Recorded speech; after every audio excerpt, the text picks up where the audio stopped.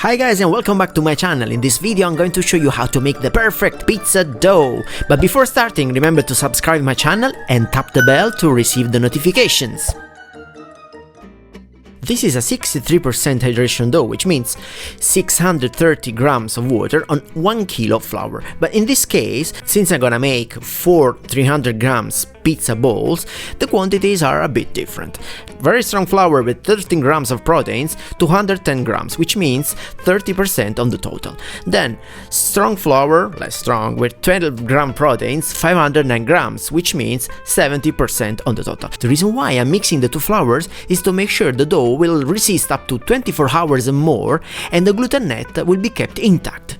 In terms of yeast, you can use 0.27 grams of fresh yeast, remember it's less than 1 gram, or 27 grams of sourdough, which usually measures 100 times more than the fresh yeast, or 0.09 grams of dry yeast, which usually measures 1/3 of fresh yeast. Then 453 grams water at 25-26 degrees Celsius. Then 8 grams oil, in my case I used some soya oil just to make the dough softer. Finally, salt, 23 grams. I usually start by adding some oil first, even if usually pizza makers add the oil at the very end, but for so small quantities it doesn't really matter. Then I add water and I make sure that oil plus water are in total 453 grams of liquids to keep hydration to 63%. Then I add yeast, in my case it's sourdough, which I prefer for so small quantities. And finally, flour. I start from the strongest flour and then I add the weakest flour. Just to clarify, I'm using 70% of strong flour, the one with 12 grams proteins, and 30% of very strong flour, the one with 13 grams of proteins. Then it will be very important mixing the two flours, so don't forget it. Now, an important step would be splitting the flour in two, and I'll explain the reason later. It's time to turn the kneading machine on. In the bowl I poured the water and I added the yeast. The speed is set to slow just to make sure the yeast will be well melted. Once yeast or the sourdough will look melted, it will be time to add the flour. Remember when I split the flour? The reason is because we are going to add the first half of the bowl. So let's start by adding about 4 spoons of flour. Let's keep mixing until the flour stones disappear. In this way we'll make sure that no more flour stones will appear. Keep going until the flour will be completely absorbed.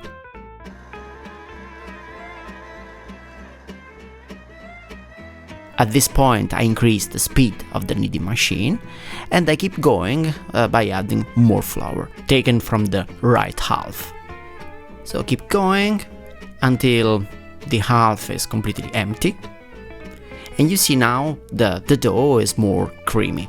The reason of this phase will be facilitating the making of the gluten, and I'll help this by dramatically increasing the speed of the kneading machine. I'd say the 60% of the total speed. Now, just to give you a visual reference, I'm using a timer and I'm setting it to 6 minutes. Let's keep going for 6 minutes. Time is up. Let's see how the dough looks like. It looks very creamy, and you see the bubbles? It's a good sign. Yeast is working properly. It's now time to add salt. Salt is a sort of glue, and it makes sure gluten would be stronger. In fact, from this moment, you will notice the dough will be harder to knead. Let's keep the speed at 60% and let's set the alarm to 6 minutes again. Now, this is how the dough looks like. It's not that different from the dough of the first phase, but it's harder, as I said. It's now time to add the remaining flour. Remember to use this raining technique to add more oxygen. Let's keep going until the flour will look completely absorbed. Don't worry if the dough looks a bit sticky now, but this is because at some point we need to remove the K-beater with the hook, and this will make the difference.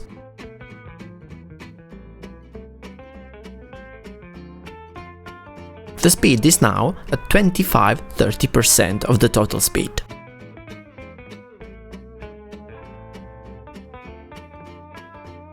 You have to keep going until the dough will look incordato, which is an Italian word which means twisted around the hook.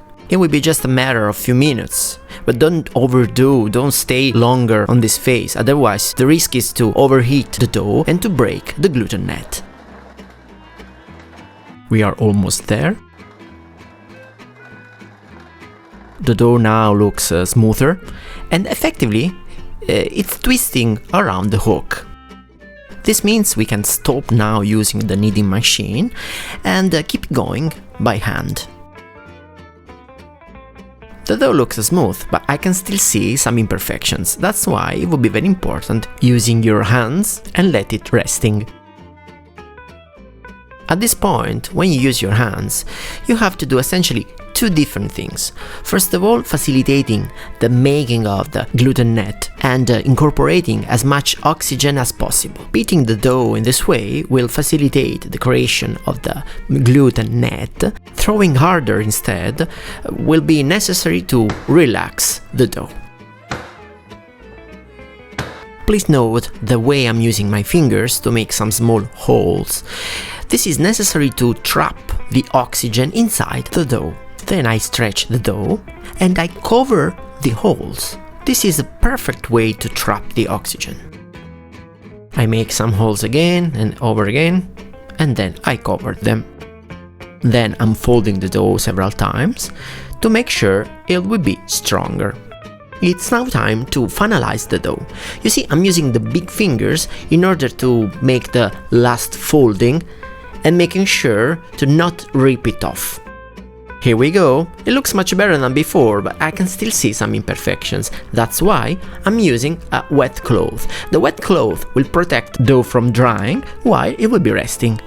And be careful, no drops from the wet cloth, otherwise you're gonna add more hydration to the dough. So now this dough is gonna rest for 20 minutes. After 20 minutes, this is how the dough looks like. Much better, but again I can still see some imperfections. That's why I need to rework it a bit. What to do is simply making the holes again and stretch and fold to capture the oxygen. You see, it looks softer than before. This is a very good sign. So again, stretch, fold. Let's push again, and then stretch and fold for the very last time. It would be like when you try to fold paper multiple times and at some point you have to stop it because it would be impossible without ripping it off. Here we go. It looks much better, but it still needs to rest again, but this time for only 10 minutes. Let's use the wet cloth again and let's set the alarm to 10 minutes.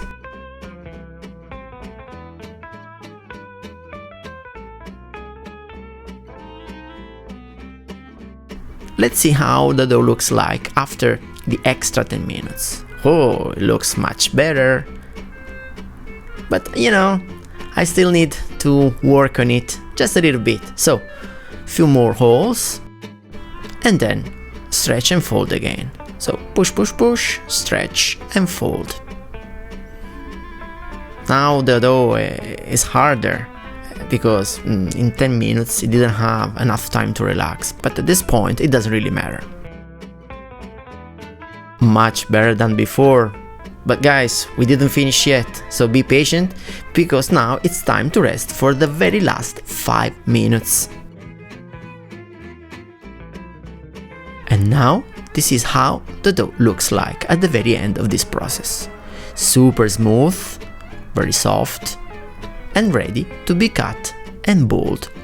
Bowling traditionally happens between 8 and 6 hours before cooking pizza, but honestly I prefer bowling at the very beginning because otherwise I need to wake up very early in the morning. Each pizza bowl measures 300 grams and this will make pizzas big, especially if cooked in my Ardore oven.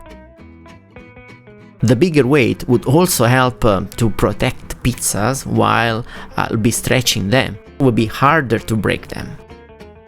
This is the technique I generally use to bowl the dough. And you see, I basically repeat the same thing I was doing while I was kneading, because I'm basically capturing the oxygen. You see, I'm folding just to capture it. And then I'm making a bowl. And this will help once I'll be stretching the pizza. I'm repeating this extra 3 times in order to make 4 balls at the very end. And then I'll be keeping the pizza balls in this pizza balls tray. Make sure there will be no oxygen inside, otherwise the pizza balls will dry, making them impossible to stretch. Let's keep them for 24 hours outside fridge. And this is the way they look like after 24 hours.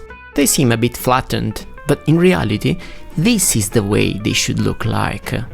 They shouldn't be really big, because they will explode while I will be cooking them. This is the matter of fermentation, not just making sure they will double in size or will be the triple, but simply making sure that it will slowly release the carbon dioxide. This is also the secret of the bubbly crust, and the holes at the bottom are a very good sign. And this is one of the pizza balls I use to make a pizza, a classic margherita cooked in less than 90 seconds into my Ardore oven. You see the crust? It's super big and at the same time very soft. This is the bottom, and as you can see, pizza is that soft to be foldable. This is a marinara, not very nice in terms of shape, but believe me, very tasty and smelly. Okay guys, thumbs up if you liked the video, otherwise leave a comment, let me know what you think about this video and what you would like to watch next time. Subscribe to my channel and click the bell to receive the notifications. See you next time! We want to eat pizza. The room for pizza is always there, but your eyes are wide open for pizza. Hey, where are you going? I was just joking. So, like this video to watch more, leave a comment, subscribe my channel, ring the bell to activate the notifications, and enroll my pizza class on Udemy, link in the description. Follow me on Instagram as Gigio Pizza, on Facebook as Runaway Dough, and use the hashtag Gigio Pizza when you publish your pizzas. See you next time!